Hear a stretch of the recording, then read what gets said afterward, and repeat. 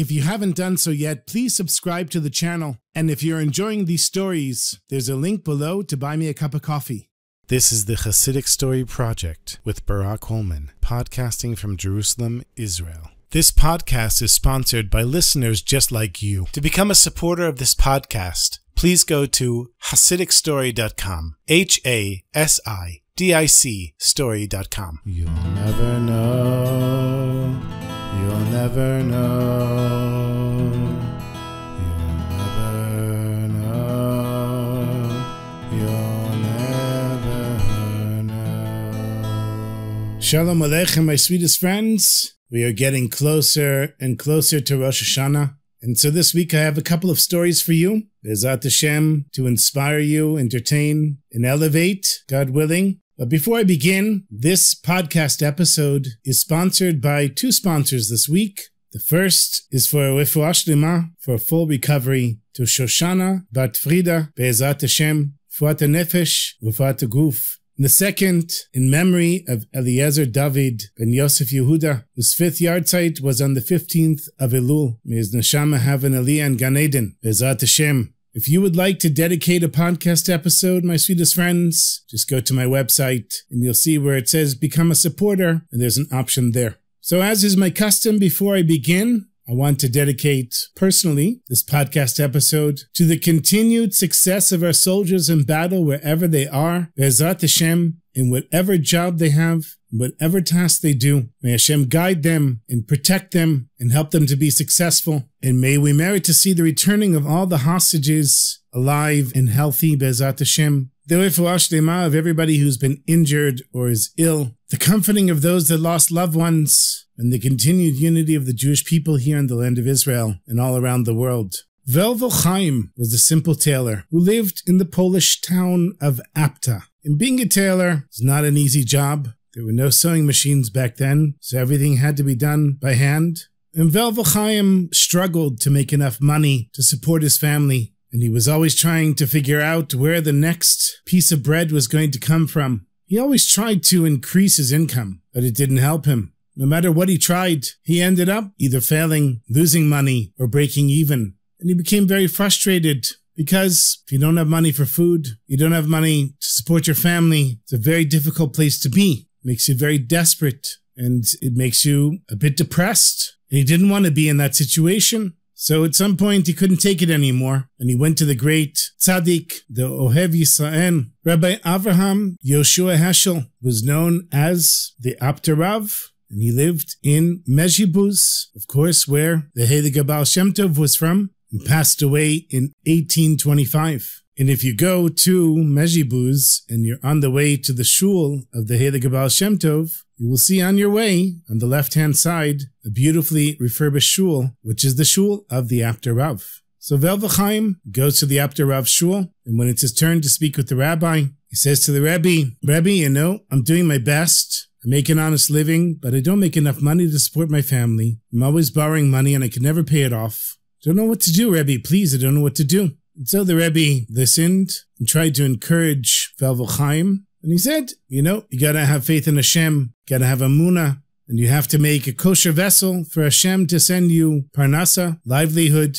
And just daven, as you're sewing, you should say Tehillim, maybe learn a Mishnah by heart, and just speak to Hashem. Just let the words pour out of your heart. And so Velvo Chaim went back to his tailor shop with a little more enthusiasm. He did what the Rebbe said. He recited Tehillim as he was sewing, and a Mishnah, and poured his heart out to Hashem. But many weeks passed and nothing changed. Velvo Chaim thought maybe he has to do more. So he went back to the Rebbe. He said, Rebbe, I did everything you said, but my parnasa is still the same as it was before. And the Rebbe told him, just keep going. Emunah, simcha, davening. Hashem will open the gates for you. You just have to hold on and try to do it with joy and try not to despair. And so Velvo Chaim went back with more faith than before. But once again, nothing changed in the situation. And so he decided he was going to go to the Rebbe once a week, and he was going to hold on to the words of the Rebbe to keep him afloat.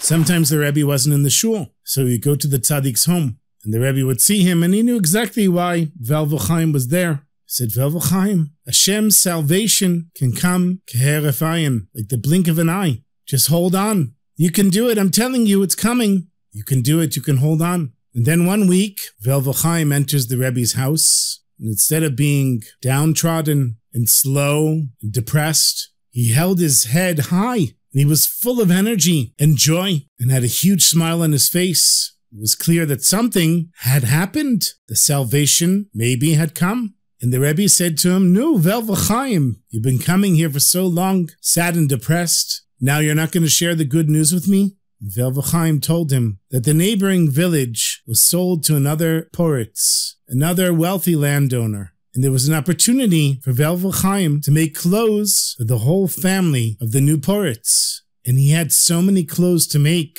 that he started making money. And these were not cheap clothes like he was used to making. They were very fancy clothes, with very fancy cloths. And the Poritz was willing to pay a lot of money to have the job done right. And so Velvel Chaim said to the Rebbe, "You were right, Rebbe, what can I say? My salvation came like the blink of an eye. And just like I had come here every week to share my troubles with you, I had to come here to share my success, which Baruch Hashem finally came." So Velvel Chaim was very happily working, making the clothes for the new Poritz. And he had so much work that he hired his children and his wife and even a worker outside of his family to help him. Every day as he was sewing the clothes, he just kept saying, Baruch Hashem, thank you Hashem for this money and for this work and for the opportunity to pull my family out of poverty. He was so grateful. But then there was a rumor, and it reached the store of Velvel Chaim. The rumor was that this new landowner, the non-Jewish Poritz, was actually a Jew that converted to Christianity. Velvel Chaim, he turns to Hashem. He says, "You know, Hashem, I've been suffering for years, for decades. You finally send me work, and you send me work from a Jew that gave up his religion to become wealthy?" He was a little concerned, so he went back to the Rebbe, the Ohev Yisrael, and he said, "Rebbe, what am I supposed to do?" The Rebbe said, "See what you can learn, and come back here and tell me what you figured out." So he started making inquiries about the Poritz, asking people in town, asking people in the Jewish community, asking merchants that traveled a lot. And it turned out that indeed he was a Jew who left his religion and converted in order to be successful in business. And he happily violated Shabbos and ate non-kosher food. And he was truly successful to the point that he was able to buy the entire village next to Meshibuz. So Velvel Chaim comes back to the Rebbe and tells him everything. The Rebbe said, "Okay, now that we know that he's actually a Jew, you have to be careful not to sew any garment that has shatnez." Now, shatnez is a biblical commandment not to mix wool and linen. There's no logical explanation for it. We also have the commandment of kilayim, which is having two species of animals to work together. For example, an ox and a donkey. That actually does make logical sense, because the ox can pull more than the donkey. But shatnez is one of those mysterious mitzvot which we don't understand, called a chok. And so Velvel Chaim, he took the instructions to heart and made sure to check all of the garments that he sewed for his client, the Poritz. And it wasn't long before the Poritz sent him a very fancy garment that he knew was made of wool and linen. And now Velvel Chaim didn't know what to do. The Rebbe had told him not to sew anything that had shatnez. But on the other hand, Velvel Chaim did not want to be poor again. He couldn't even think about being poor again. Once again, trying to figure out where to get money for food and struggling all the time with livelihood. Now he had a steady flow of income. What was he supposed to do? So he decided to put the material aside and not sew the garment and just continue working on the other stuff that he had for now. But this was very expensive material, and it was just sitting there, collecting dust. And after a week or so, the Poritz came to see how the new suits were coming along with the very fancy material. And Velvel Chaim explained that he was busy filling the other orders, and he would get to it as soon as he could.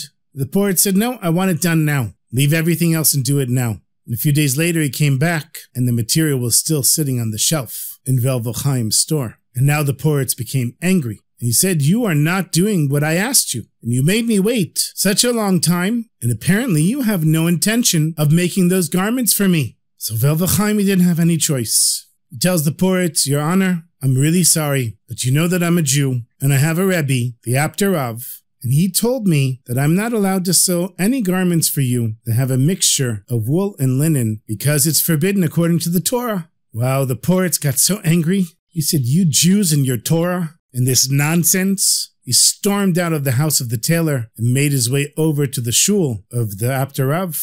He comes in, and the Chassidim are not accustomed to seeing a poritz dressed in fancy goyish clothes, standing there in the Beit Midrash, in the house of study. And the poritz goes straight over to the Rebbe. And he says, "You have some nerve, Rabbi, interfering with my affairs? I hire the tailor, and I tell him what to sew.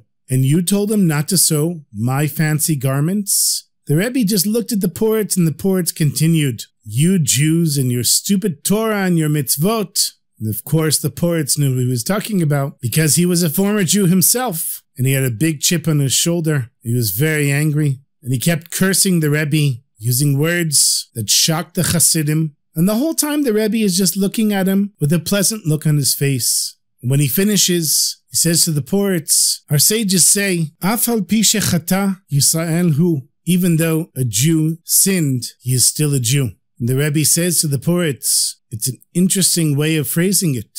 What our sages of blessed memory wanted to teach us was that even somebody like yourself, who left the Jewish religion and converted to another one, remains a Jew. You wanted to cut off all your connection to God and the Jewish people because you thought that would help you to make more money and succeed in the world.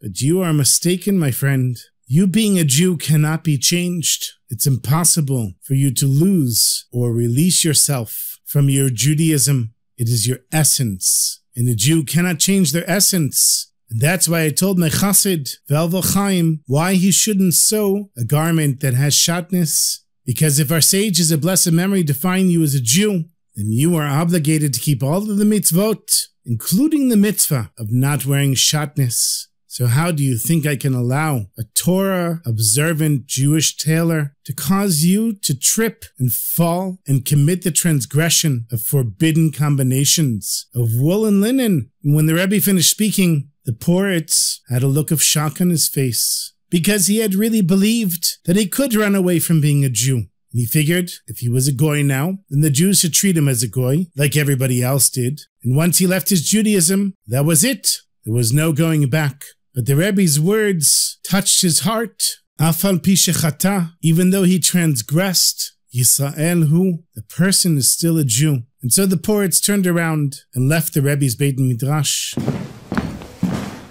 And a few days later, he went back to the tailor and asked for his cloth, the one that contained shatnez. He took it back from the tailor and gave it to one of his servants and told him to sell it in the marketplace for whatever he could get for it. And then that same day, he returned to the Rebbe's Beit Midrash, sat down at the table where the Rebbe was learning. When the Rebbe looked over his sefer, his holy book, the poritz said, "I have transgressed a lot, Rebbe, and since I'm still a Jew, I will need your help in guiding me on my way back." And so it was, one step at a time, the Rebbe guided this poritz back to a life of Torah and mitzvot, and he used his wealth to help the Jewish community. And Velvo Chaim was the only tailor that he would hire, because Velvo Chaim had the choice of not telling the Rebbe anything and continuing to sew the non-kosher garments for the poritz, who he knew was a Jew. But instead he decided to put his faith in Hashem and the Rebbe, and as a reward, the poritz hired him for the rest of his life and made sure that he and his family always had everything they needed to support themselves and their children.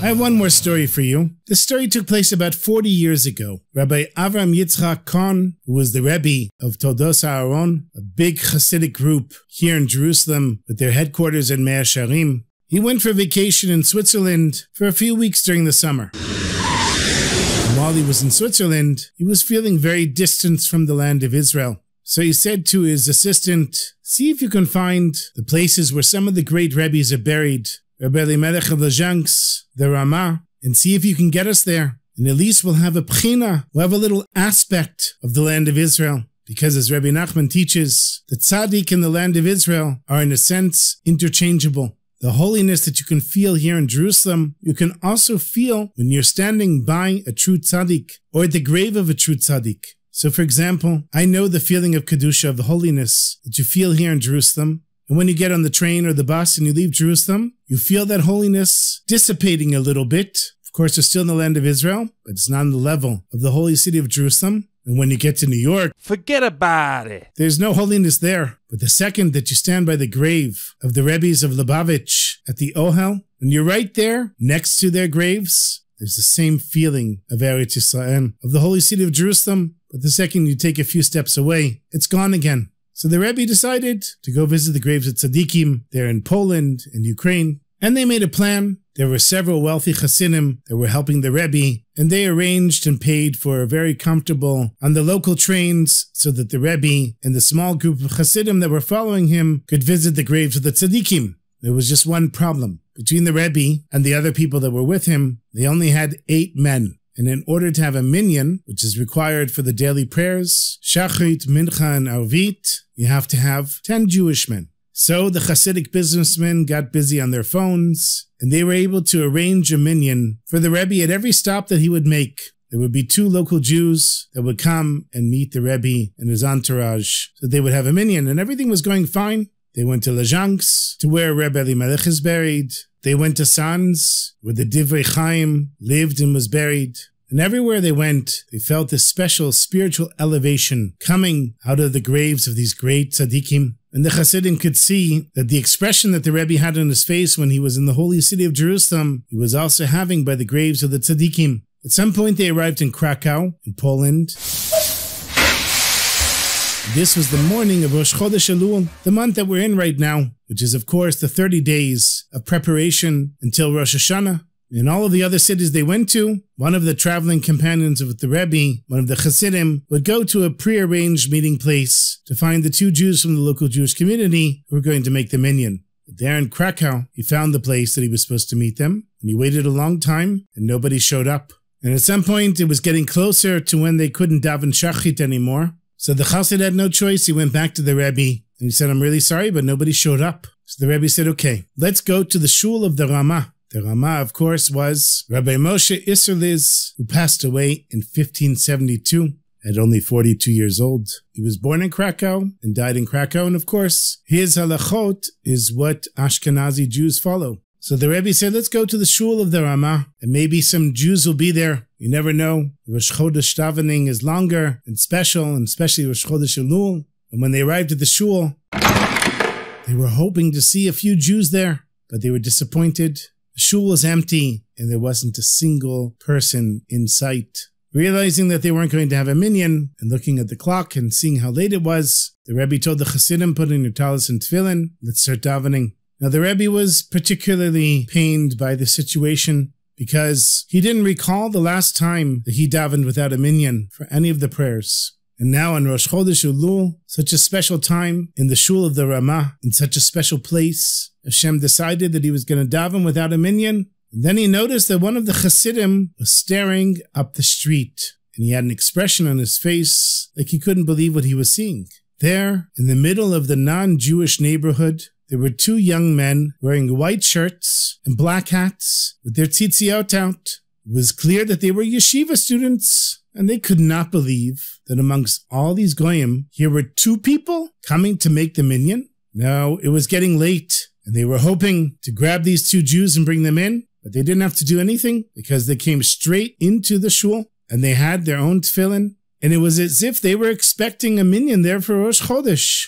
They simply came in, sat down, put on their tefillin, and didn't say anything to the Rebbe or his Chassidim. The Chassidim were convinced that these were 2 angels who had simply dropped in from heaven in order to allow the Rebbe to daven with a minyan. And being that it was late, they didn't ask any questions, they just started davening. The Rebbe decided to lead the davening himself because he was so excited to be in the special shul, in the special place, on the special day. And these 2 angels had come out of nowhere. The davening was very inspiring, and everybody felt that they would never forget the davening that morning in Krakow. When they finished davening, the Rebbe called the 2 students over, and it was clear that they were Chabad Chassidim by the way they were dressed and their tefillin. The Rebbe said to them, Shalom Aleichem, please tell me, where did you guys come from? and they explained that the Lubavitcher Rebbe had sent them there for the summer, as he did yeshiva students all around the world. On their summer vacation, they would go out and try to reach out to Jews in far-off communities. And so for the summer, they had opened a little center to attract local Jews. And it was right near the shul of the Ramah, and that's why they were there. And then one of them said, 2 months ago, shortly before they arrived in Krakow, they received a telegram from the Rebbe's personal secretary, Rabbi Chadakov. And in it, he wrote that the Rebbe expects that we be in the Ramah shul on the morning of Rosh Chodesh Elul to daven with a minyan there. So even though there's no minyan here in Krakow, and we daven by ourselves normally, today we knew to come to the shul because the Rebbe told us to be here. And the Rebbe of Todos Aaron kept shaking his head. He said, I knew that the Lubavitcher Rebbe was a great tzaddik and had holy vision, but I never guessed how much he cared for every single Jew. Even before we planned this trip and we knew that we would be in this place, the Rebbe knew that we would be lacking 2 people for a minyan. And so even though he's so busy helping the whole Jewish world, the Rebbe had the time to tell his secretary to make sure to tell you to be here so that we would have a minyan on Rosh Chodesh. And the Rebbe of Todos Aaron, he said, that is a true Rebbe, because Rebbe stands for Rosh Bnei Yisrael, the head of the Jewish people. And the head feels the pain even in the smallest nail of the smallest toe on their foot. Just like the Rebbe knew that we would have the pain of not having a minyan. And so he sent the refuah before the makkah. He sent the fixing before the problem came. So is the great vision of the Lubavitcher Rebbe. And I'm assuming, my sweetest friends, I met the Rebbe when I was a teenager. The Rebbe gave me a bracha. And unfortunately, I don't know what the bracha is, and there's no recording of it. It wasn't during dollars that I met the Rebbe. But I'm assuming that his bracha, or at least his kavana, his intention, was that one day I would be giving this podcast of Chassidic stories and reaching tens of thousands of people around the world. And so I give credit to the Lubavitcher Rebbe as well for having the vision of holding my hand and inspiring me to become a Chassid.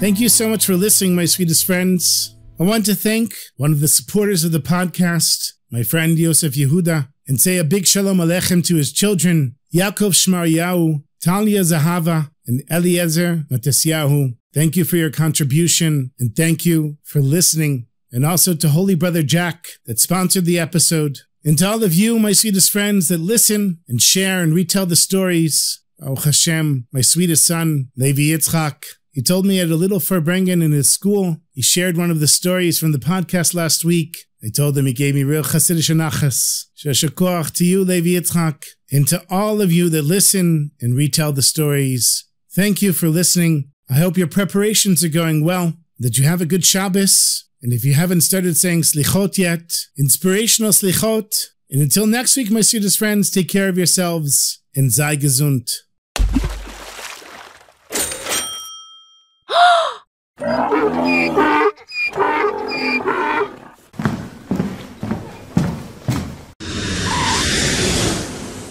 Forget about it.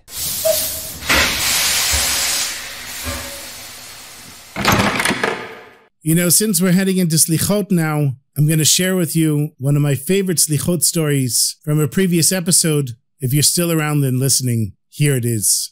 In the town of Nimirov, there was a great Rebbe, the Nimirover Rebbe, who during the time of Slichot, the special prayers, said early in the morning, from the month of Elul until Yom Kippur, the Chassidim of the Nimirover Rebbe liked to say that their Rebbe would go up to heaven during the time of Slichot. Now one day, a Litvak, a Misnagid, someone who didn't believe in the ways of Chassidim, came to the town of Nimirov in the time of Slichot, or Slichas, as they would say back then. And it's early in the morning, and the Chassidim start saying Slichot. Now the Litvak knows that there's a Rebbe here in Nimirov, and he asked the Chassidim, where's the Rebbe? I mean, doesn't the Rebbe say Slichot like everyone else? They said, our Rebbe, this time of the year, our Rebbe ascends to heaven. He goes up to Shemayim. And that's where he says his slichot. So he's not here with us. He's up there with all the angels and the tzaddikim and all the souls that left this world. So the Litvak, he says, give me a break. What are you talking about? Your Rebbe ascended to heaven. It says in the Gemara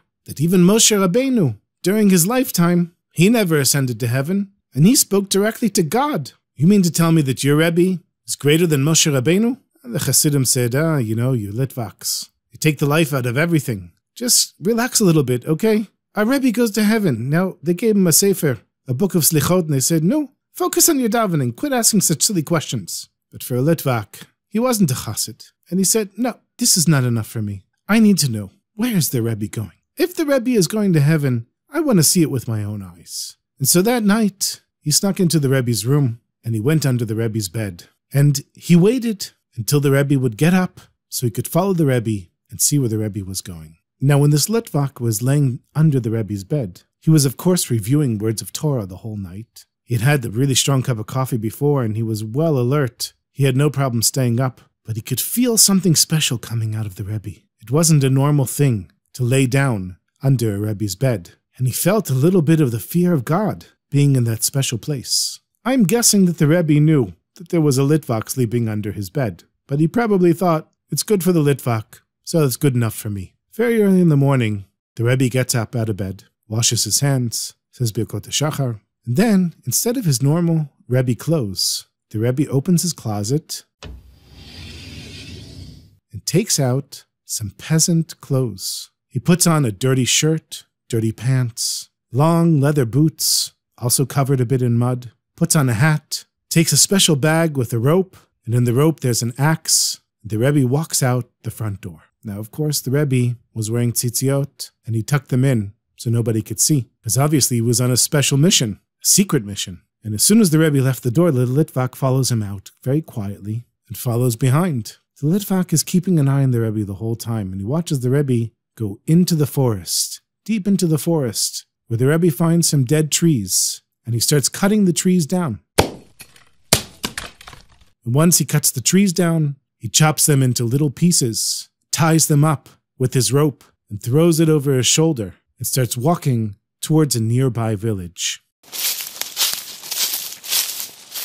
At the outskirts of a village is a run-down house. Do you know, here in Eretz Yisrael, when it's Rosh Hashanah time, or the time of Slichot, it's still a little bit of summer. A shtickle zoomer, a little bit of summer, still here in Jerusalem. But there, in Ukraine, this time of year, it's getting very cold. It might even snow. In that little rundown house is a very old Jewish woman. Her family lives far away. Her husband died many years before. And for a long time she was able to take care of herself, but at this point she's so old, she has a hard time even getting out of bed. There's no way for her to cut any wood to build a fire and keep herself warm. And so the Rebbe knocks on the door of this woman. And he doesn't speak in Yiddish. He speaks in Ukrainian. He speaks with a real Ukrainian accent. The Rebbe says, I have wood for sale. The woman says, what? Who are you? What are you doing here? The Rebbe says, my name is Vlad, and I have wood for sale. I want to sell you the wood. The woman said, sorry, Vlad, I don't have any money for wood. He said, it's very cheap. It's only 6 kopecks. She said, I don't even have 6 kopecks to give you. Sorry, go away. So Vlad, the Rebbe, he gently opens the door and walks in. The woman says, what are you doing here? I told you I can't afford your wood. He said, the wood is very cheap. I'm sure that you can find 6 kopecks to pay for this wood. She said, look, I'm a very poor woman. I'm old. I don't have any money. I don't have anything. I'm freezing. So the Rebbe, he goes over to the fireplace and he stacks up the wood. And then he goes and he starts lighting a fire. The old woman, she shouts at him. She said, didn't I tell you? I can't afford this. What are you doing? Vlad, the Rebbe, he said, don't worry. I know you're a Jew, and Jews know how to pray. I'm sure that if you ask your God to give you 6 kopecks, he'll give it to you. All you have to do is ask him. So I'm going to give you the wood on a loan. And when you have the 6 kopecks, you just give it to, what do you Jews call it? Your charity, tzedakah. You just give the money to tzedakah. And that's okay with me. The old woman could hardly get up out of bed. She didn't know what to say. In the meantime, the Rebbe goes to the fireplace and lights the fire. And as the fire is starting to light, he looks at the old woman, and she can feel the warmth coming out of the fireplace. The Rebbe goes over to her, covers her with the blanket, and he says, very soon you'll have a very hot fire here and you'll be warm again. The woman is so tired, she just lays down and closes her eyes. The Rebbe fans the fire, adds some more wood, and the fire starts to burn.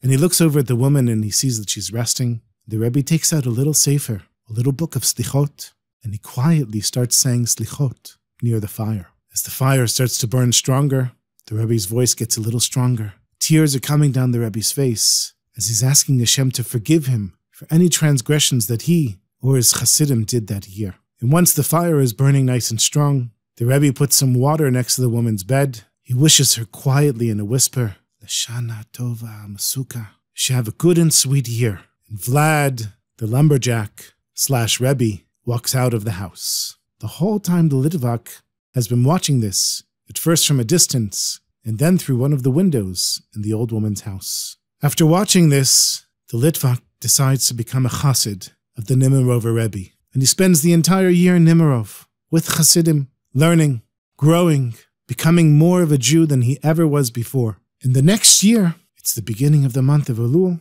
and everybody's getting ready for Slichot. Of course, the Svardim start in the beginning of Elul, and the Ashkenazim start a week to a few days before Rosh Hashanah.